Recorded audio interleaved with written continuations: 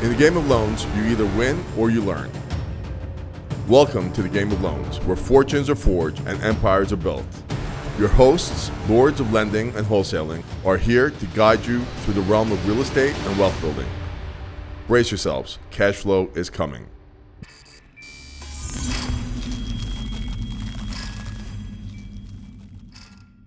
Welcome to episode 19 of the Game of Loans. I have my special co-guest, co-host, AKA top producer. AKA top producer. AKA True. phenomenal co-host. AKA pain in the ass, Melissa Barone, on with me today. So today, our producers are asking for us to speak about some of the inside stuff that we know that other investors don't. Yep. So I'd like to actually start with something. I had a question posed to me today from somebody, and they said, what did you attribute your success to? And I had to think. I said, I like that. yeah. It's a good question. So before I was married, I like to say that I was always one step. I was so aggressive that I was always one move, one step away from complete bust. That's how aggressive I was, right? I would just fucking risk, and one move away from total, like, massive success, but one toe away from Complete failure. Complete fucking failure. And I think that's the key. If you're going to do it, and I know Cody Sanchez says it. Do you know Cody? I do. She's fucking phenomenal. So Cody Sanchez always posts shit like, you're a complete psychopath. I love that shit. Yeah. Because that's what you have to be. You have to be a complete fucking psychopath. And you have to believe in that vision. You gotta, and you have to work hard. Yeah. Right? I would say not having fear. Yes. So for me, that's a huge thing. Don't get me wrong. Do I get in my head at times? Absolutely. But letting go of the fear of what could be, right? And just going for it is huge. Yes. So same with, we went to an event yesterday and there was a ton of people there, and I could have just kept to myself and, not gone up to people with the fear that they might reject me. Right, we're not talking. But Right. I didn't give a shit. No, you didn't. And I went up to people and I said, hey, I'm Melissa. I'm Melissa the lender. Yeah. Who are you? What do you do? Okay, you don't do shit. Move on. Yeah. Right? I saw you do that. Yeah. Yeah, it was great. But I made a lot of contacts, people that, I've heard of in the industry that I haven't had face-to-face with. And because I don't give a shit, and my end goal is to be successful, and that's what I strive for, that's what I will achieve. Yes, 100%. What I like about what you're saying and what I saw you do, and let's relate it back to realtors or real estate investors. Yeah. I think the biggest thing that I see is the biggest success when it comes to success in any fucking business. But let's tie it to real estate investments. It's exactly that. It's the real estate investor that has the balls to go out on the road, knock on fucking doors themselves, right? Yep. Not wait for some wholesaler to give them a product or things like that. It's, I knocked on the door, I spoke to the potential seller, right? Exactly. Not having that fear of saying, I don't want to go fuck yourself, right? Yep. I think that's very important. That's really, really important. Yeah. And that's the key to any success. And I saw you do it, and I thought you were phenomenal yesterday. Really. Yeah. I mean, I don't like to give you compliments. I know. I hate giving you compliments. So but I have to give you a compliment. I thought, but you're naturally, I think, extroverted to begin with. Yeah. You're not an introvert, No, right? Not at all. So I, on the other hand, used to be an introvert. So Shocking. It's shocking a little bit, right? Because my initial, even till today, my initial reaction is opposite of yours. Yours is, fuck it, I'm going to talk to this motherfucker. Mine is intro, and then as soon as I feel that introvert coming on, I've trained myself to just fucking beat it out of myself. Yeah. Be like, fuck that. I'm going to speak to this guy. Yeah. Just to combat that shyness that comes in the beginning. But I also think, like, was it you that I was speaking to on the phone? When I got into the business, it was going to get business from realtors. Yeah. We didn't have social media. Yep. We didn't have any of this shit. Same. It was get into your fucking car. Go into the office. Go into the office. This is your territory. Yep. Exactly. These are the streets, and Yep. they gave you a fucking map, that you had to like look through. What was that shit called? What was those maps called? Do you remember? Like, I don't think you had it. Did What you have was it? it? Yeah. Thomas Guide. Yeah, Thomas Guide. I'm too young for that. You are too young, but we had the Thomas Guide, and we used to have to look. I mean, there was no fucking GPS or Waze or shit like that, Nope. right? So, and then they used to say, well, just get out of the fucking car, walk into the real estate office. Which is intimidating. Very intimidating. Yeah. Very. It's, because it's not on the phone either. Nope. Like, to get hung up on the phone is a lot easier than to walk into an office and face to face. And someone tell you to fuck off. In New York, especially, because they don't give a shit. Yeah. They would really be like, fuck you, get the fuck out of my office, just like this, and don't fucking come back, right? And you would go back and you'd feel beat up by the end of the day. And I remember going back like the second day, and I went to my boss and I sat down. He was an ultra successful guy. And I said to him, I don't think I can do this, man. Like, this is not for me. Yeah. And he looked me straight in the face. He said, that's okay. You can be ordinary. Yeah. Just like that. I was like, what? I Like, like fuck that that. word too, I'm like- because I strive to not be ordinary. Right. To be anything but And- ordinary. It was like a fire under my ass. It was like, it's okay. It's okay to be ordinary. I was like, no, it fucking is not okay to be fucking ordinary. And the next day I went out, and every time I felt like this sucks, I was like, no, fuck that. I'm going to be extraordinary. I'm going to be extraordinary. That's what I'm going to do. I'm not going to be ordinary. Plenty of people can be ordinary, but not me. I'm going to be fucking extraordinary. And that was his pep talk to me. One word. It's okay. And it got you. You can be ordinary. And it got me. So I don't think you met this person last night at the event we were at.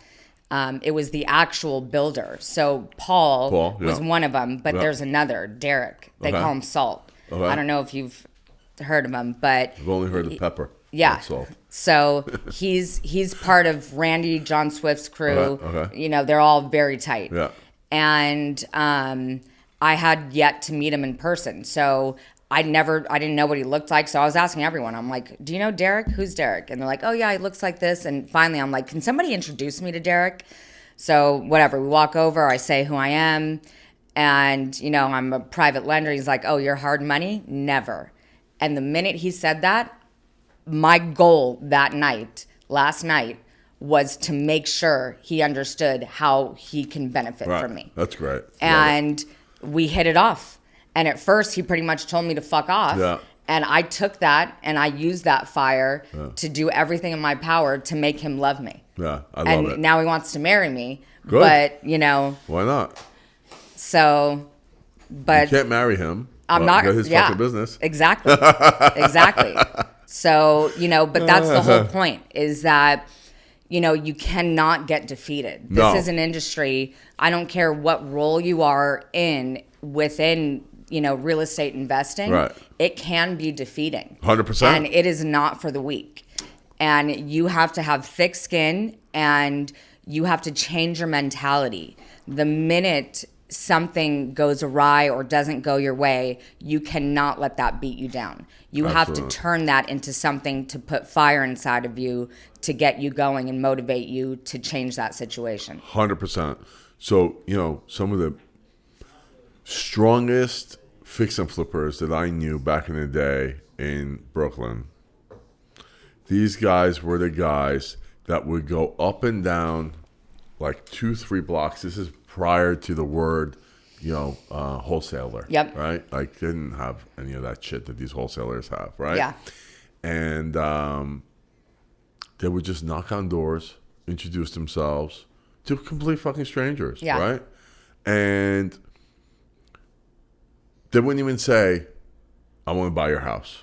They would say, hey, if there's somebody in the neighborhood that's looking to sell, please keep me in mind. And they would just spend every other day in the one neighborhood buying food for these guys, getting this, buying toys, buying that.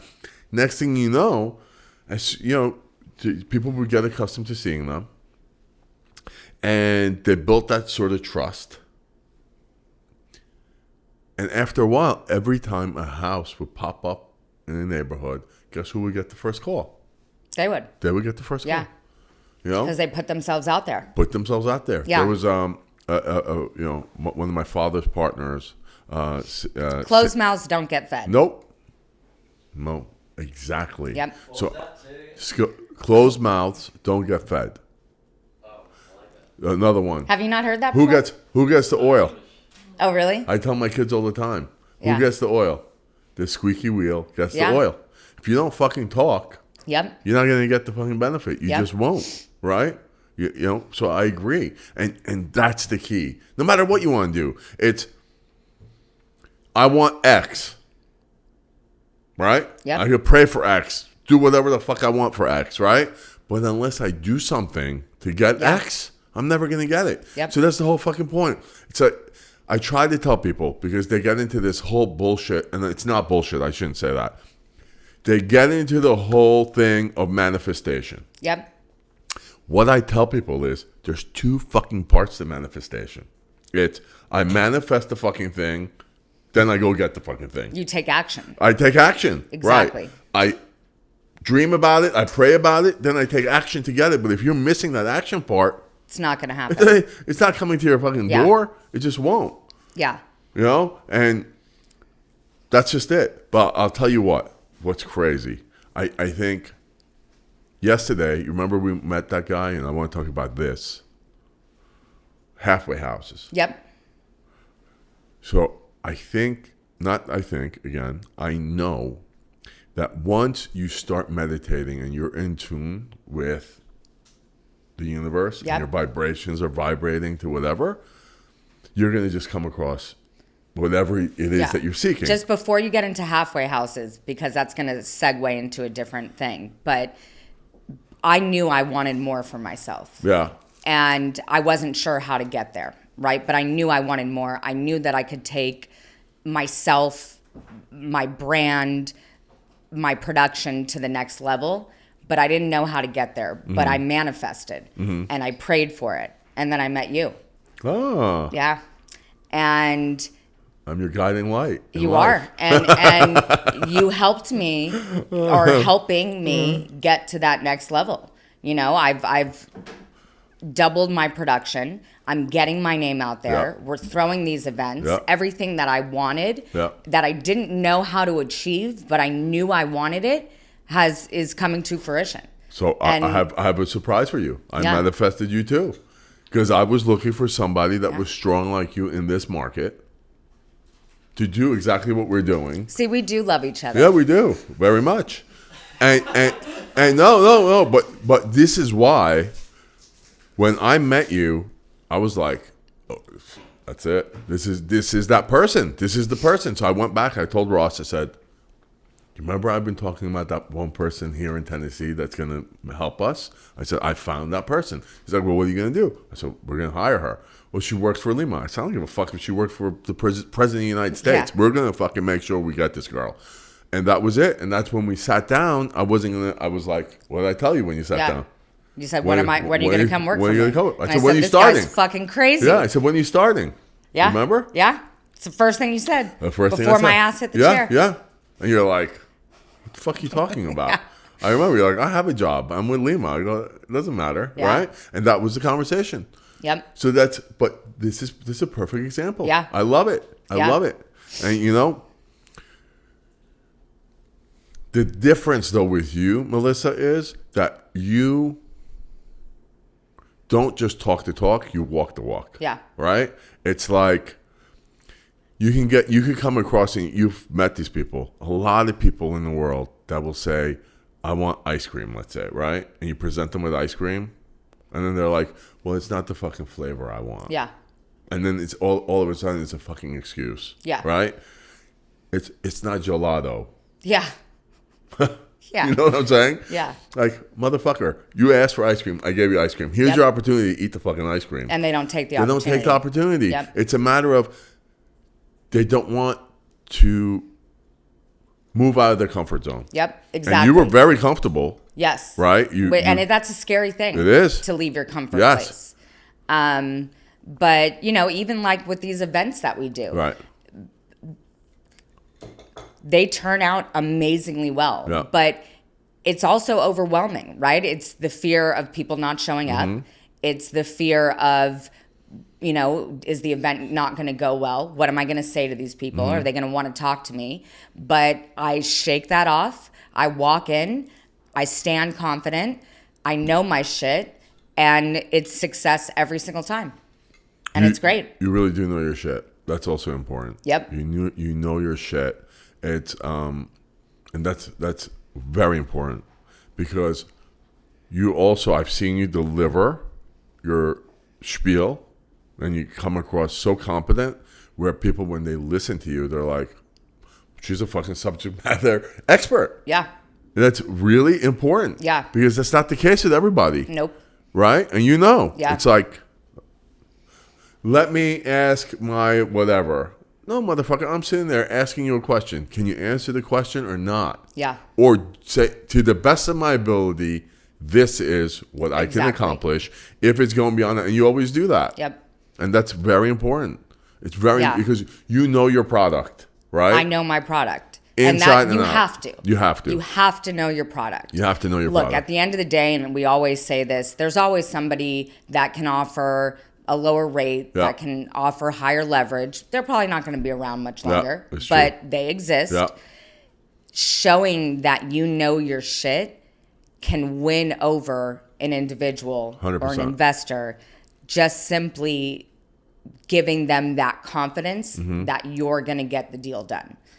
And that's a huge, huge piece, right? Because I could sell some low rate all day and then renegotiate at the closing table, Yeah. right? Which is what a lot of these people do out there.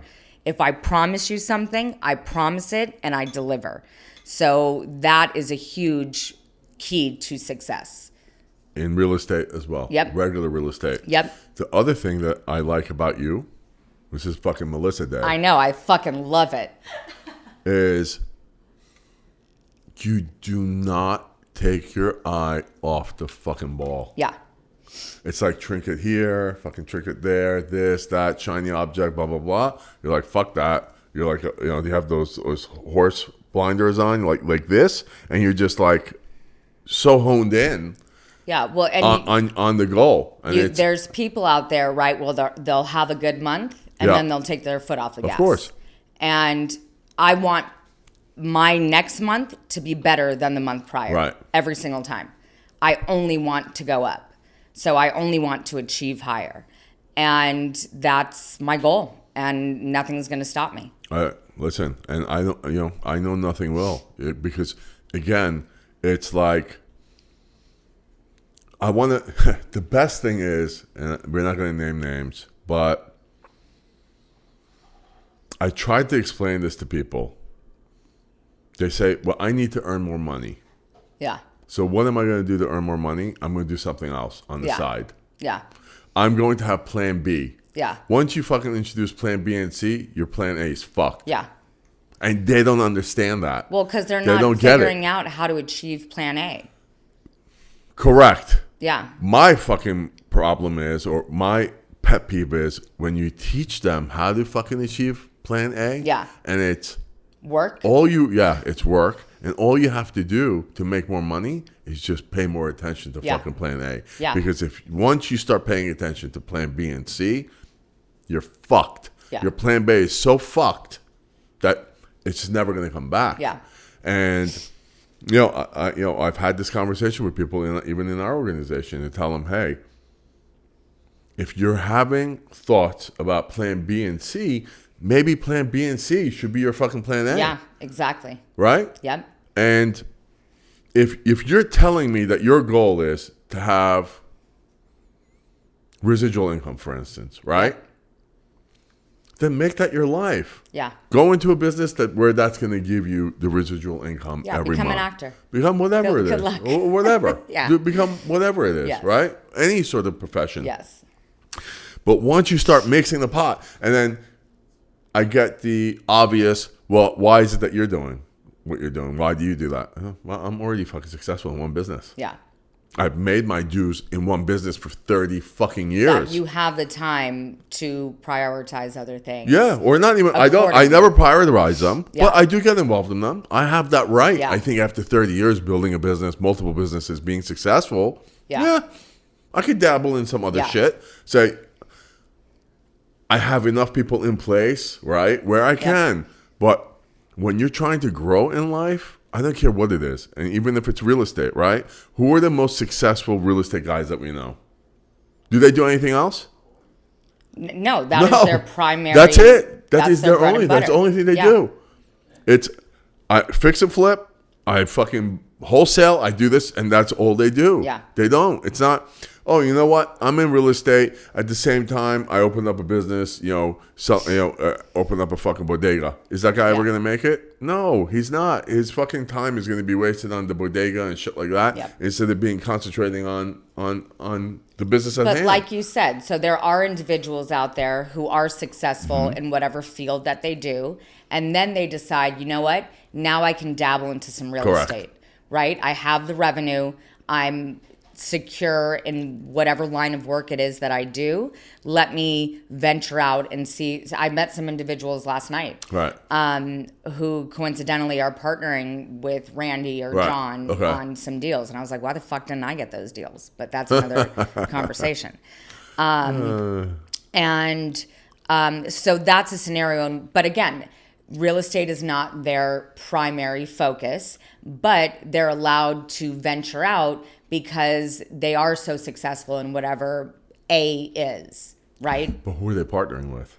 The top. Correct. The top of the top. So they're not recreating the wheel Nope. or trying to do something. Nope. They're not, they're not building.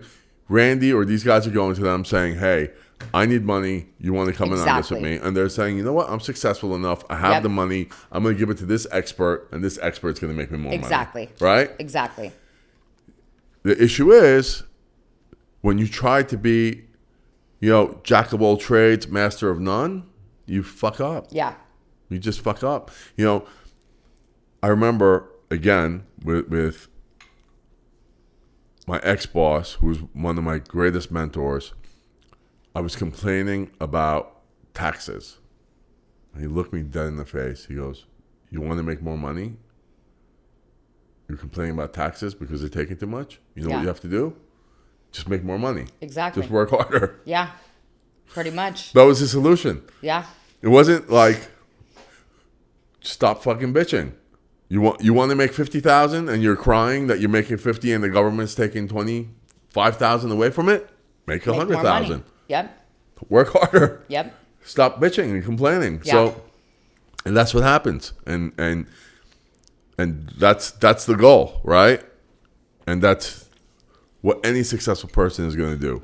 But let's get to halfway houses. Yes. Do you know what a halfway house is? I sure do. Okay. Unfortunately. Yeah. For reasons unfortunately. that we're not going to discuss. Yeah, but for- yes. yeah. So- Not for myself. No, I know. I have a lot of friends, and Yes. close friends that had to deal Yes. with that situation. So a halfway house is, let's describe it to people that might not Sure. know. I'm sure it's fucking 75% of my followers probably know. A halfway house is when somebody gets released from prison, they can't go right back into society, right? They can't Correct. go back home. They've got to spend a couple of months, maybe a year, in a facility that's not a jail to get their freedom, but they have to check in. They have to go to work. Which is like a sober living home. Yes, it's like a sober Yes. living home. You cannot drink or do drugs. You have to abide by the law. Yes. And And it if is you fuck up, yep, then you're back in jail. You're back in jail. Yep. Right? So it's like home prison kind of, Yes. right? But they're allowed to leave. Anyway, what is the benefit of the halfway house is that As an investor. as an investor, not that if you're going to stay Yes. there, you're fucked. I mean, you're out of prison. It's still Yes. an advantage. But as an investor is that the state or federal government is going to pay you per room, Yep. which is way different than anything else. Because, people are like, well, you do Section 8. Well, Section 8 is not paying you by room. Yep. It's saying for a 2-bedroom, you're going to get X amount, right? Yep. These guys are figuring out, okay, I have 8 bedrooms. Each room, I'm going to get, $1,200, Yep. let's say, per room. That's fucking strong. Yeah. Because let's say if you have 6 rooms, even at $1,000 a piece, you just got $6,000. Yeah, and your mortgage is $2,500. Yes. Yeah. Yes. And I know a ton of people that on the down low are making tons of money on that. Yeah. Now, it's not glamorous. It's Nope. not for everybody. It is not. Because at the end of the day, you are dealing with criminals or ex-criminals, right? Yep. Whatever you want to call them. I mean, And it's still a business, right? and You're it's a going to have business. employees. You have people living in the house. It's not just the Yep. ex-inmates. Yep. And the element of person you're going to get, not everybody's going to be an ex-white collar guy, Nope. right? Yeah.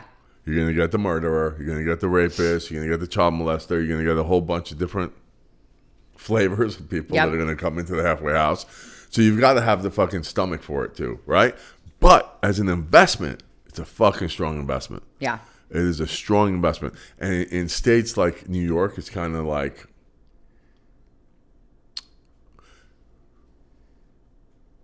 cornered. You can't get into it. Why? Because people already own the market. They've got connections. Yeah. Right? So, if you want to get into it over there, it's impossible. They'll Yeah. never let you. Because the guys that are into it, they're in it. Yeah. And for a long time, it was pretty much anything lucrative was going to be mob controlled, right? Yep. I don't want to say it's that now, but it probably is. And to be honest, people like that are going to be able to run a halfway house Yeah. a lot easier, right? 100%. Because they're going to be strong with the inmates. Yep.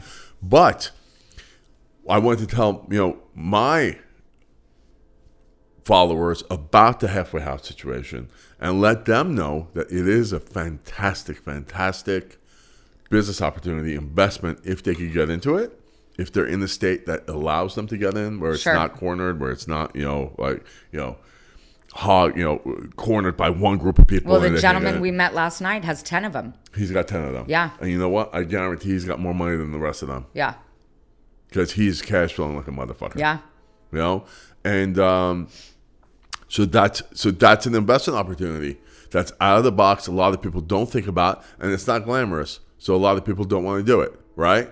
But if you want to get into that business, I guarantee that it is very lucrative, and it's something to definitely look at and go after. And that's my spiel. Yeah. That was my tip of the day. Was halfway I like fucking it. houses. We should look into it. We should. Just I don't want to deal with the people though. Yeah, I mean, you're gonna have to have security, Yeah. like strong security. You have to have someone working. I don't know that I've been to halfway houses. Again, not as a tenant. Let me make that very clear. And they don't necessarily have security. You have people, most of the time the workers are recovering addicts. Yes. Right? Possibly an ex-tenant. Yeah. And now their job is to run the halfway house. Yeah, but most of the time they are working because they have to do the drug testing. Yep. You have to make sure that No, inmates they're aren't using definitely drugs. working. Yeah. I'm just saying, you don't necessarily need security, right? I mean, you should. Once in but- a while you do, because I'll tell you, Yeah. you're going to get someone who, let's say, is a child molester that goes there, Yeah. right? Yeah. And the guys that are in the halfway house That's horrible. are going to try and fuck that guy up. Yeah. For sure. But so you got to figure that part out. I get a lot of requests that you don't see because I send you the ones that are seasoned. Yep. Right. And I get a lot of people, like a lot, too many to count every day, that reach out to me that have zero real estate experience, and I want to be a builder, and I have a tract of land. I want to buy this. I want to do that.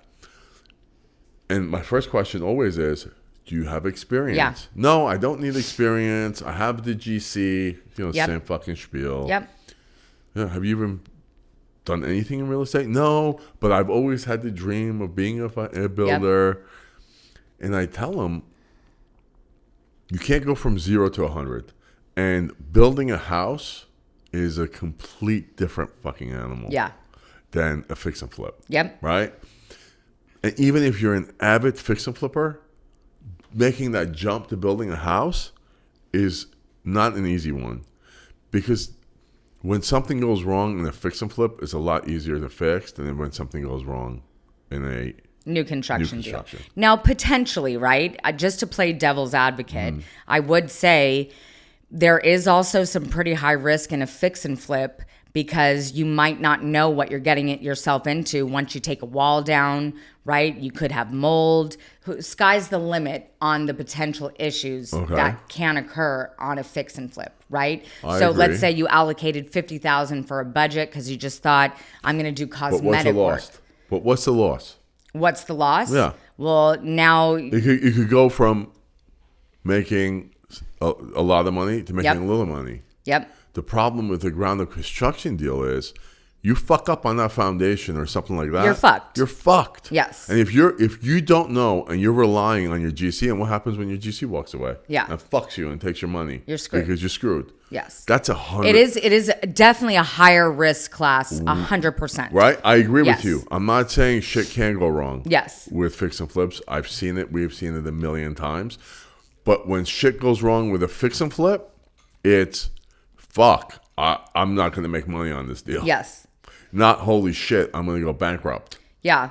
One thing that I see often with people that reach out to me is not fully understanding how total cost works, right? Or especially when it comes to lending.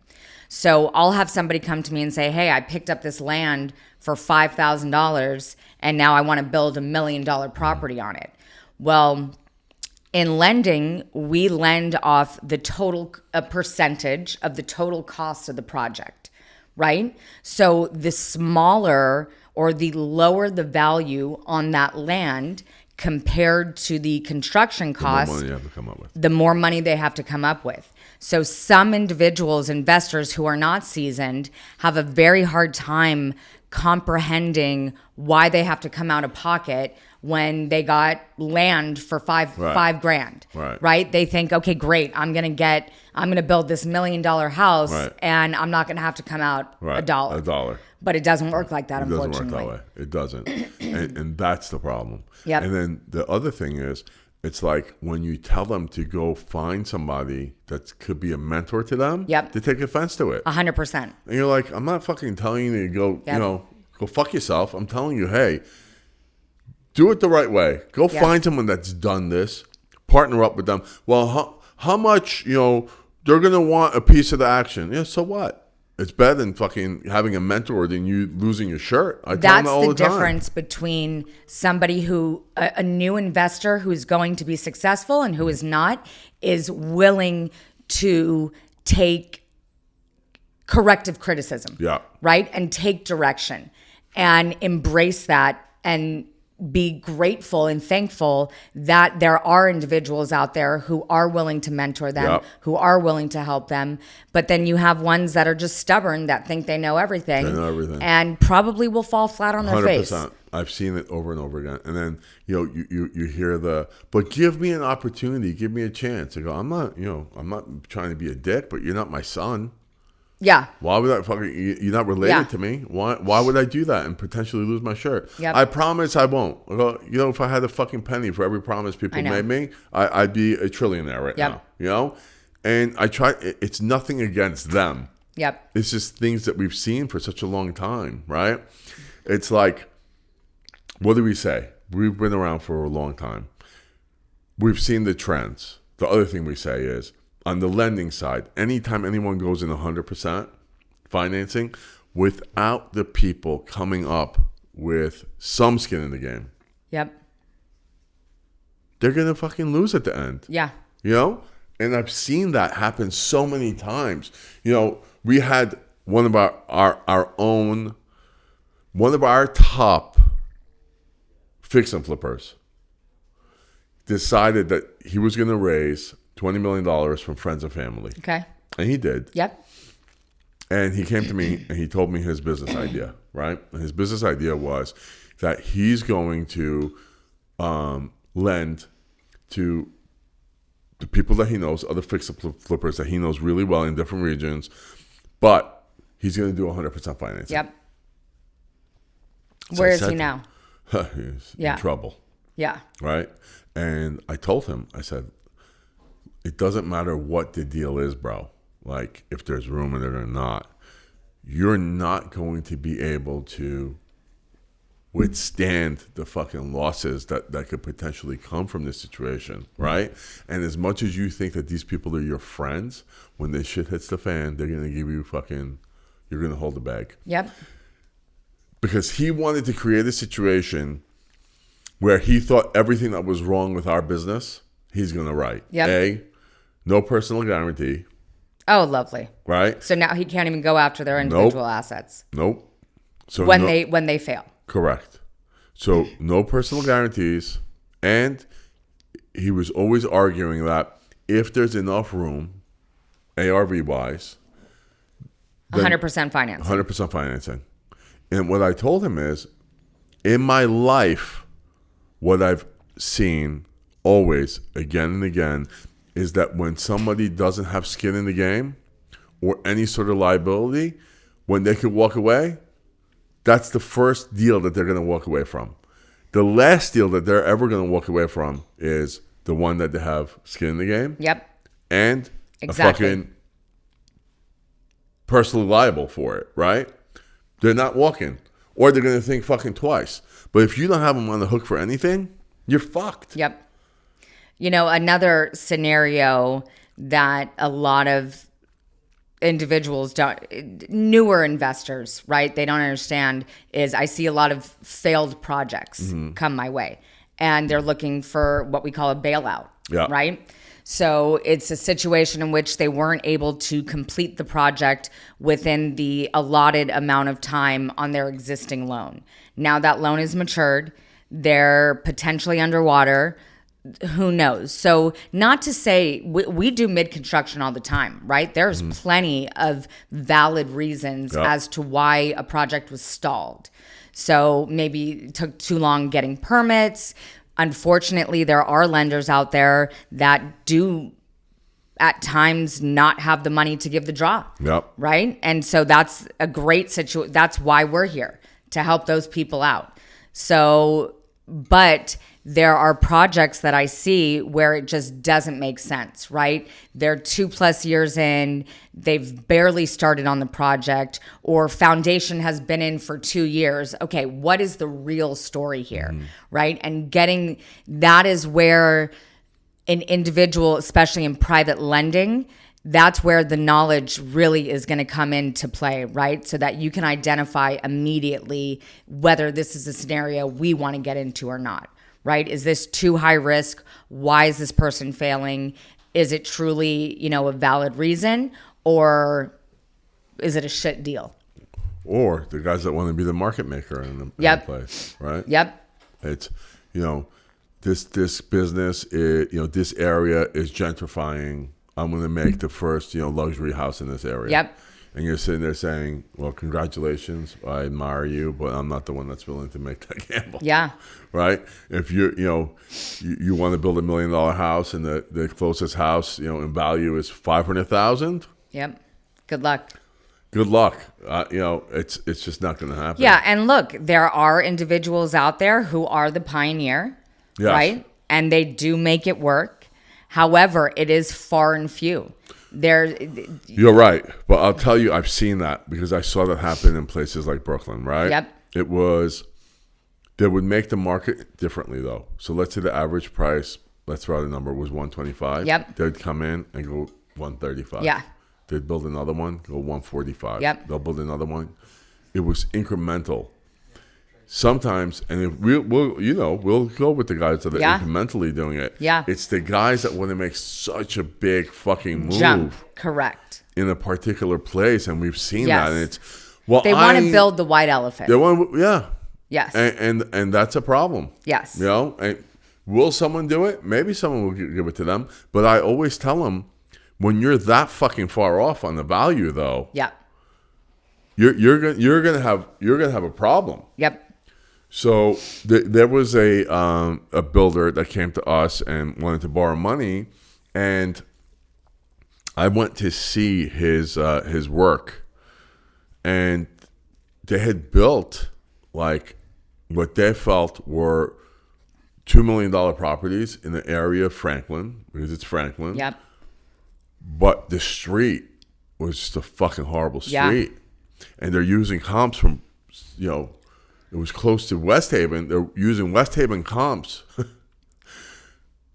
to justify the value. Yeah. And So I'm sitting there saying, hey, man, this is not that area. Yep. Across the street, I mean, besides the fact, you have a crack house across the street.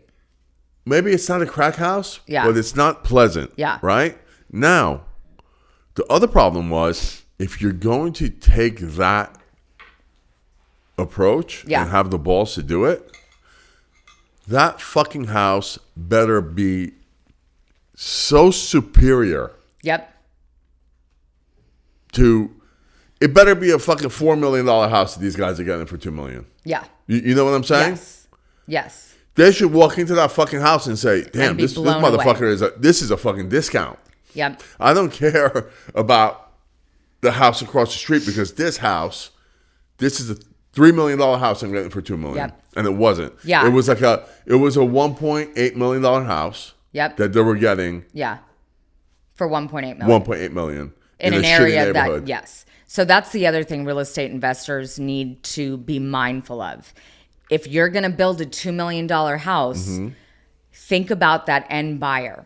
If I'm going to be willing to spend $2 million, am I going to buy the $2 million house on the nice street with other $2 million houses? Or am I going to buy the $2 million house on the shitty street? Right. Never be the one to have the nicest house Nope. on the shitty street. Or you can, but it's got to be fucking far superior. Far right? superior. And what do I mean?